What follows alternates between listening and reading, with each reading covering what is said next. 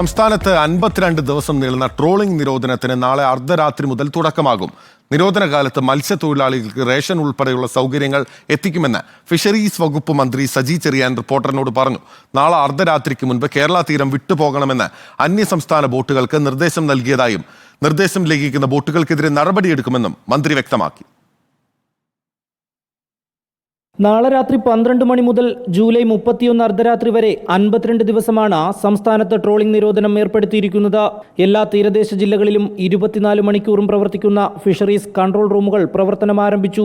മത്സ്യമേഖലയിലെ വിവിധ trade union നേതാക്കളുമായി fisheries വകുപ്പ് നേരത്തെ തന്നെ ചർച്ച നടത്തി നിർദ്ദേശങ്ങൾ നൽകിയിട്ടുണ്ട്. നിരോധന കാലയളവിൽ മത്സ്യത്തൊഴിലാളികൾക്ക് സൗജന്യ റേഷൻ നൽകുന്നത് ഊർജിതപ്പെടുത്തുന്നത് അടക്കമുള്ള സൗകര്യങ്ങൾ ഏർപ്പെടുത്തുമെന്ന് ഫിഷറീസ് വകുപ്പ് മന്ത്രി സജി ചെറിയാൻ റിപ്പോർട്ടറിനോട് പറഞ്ഞു. പരമ്പരാഗത മത്സ്യത്തൊഴിലാളികൾ നടത്തുന്ന മത്സ്യബന്ധനം ഒഴികെയുള്ളതെല്ലാം ട്രോൾ ബാനിൻ്റെ ഭാഗമായി നിരോധിക്കപ്പെടും. അവർക്ക് ചില പ്രയാസങ്ങൾ വരാൻ സാധ്യതകളുണ്ട്. സമ്പാദ്യ സമാശ്വാസ പദ്ധതി വഴിയുള്ള പണം ഞങ്ങളിപ്പോൾ കൈമാറിക്കൊണ്ടിരിക്കുകയാണ്.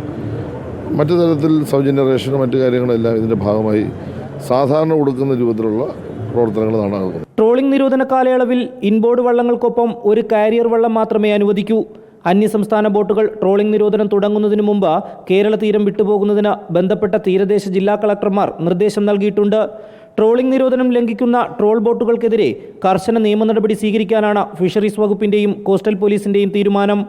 റിപ്പോർട്ടർ, തിരുവനന്തപുരം.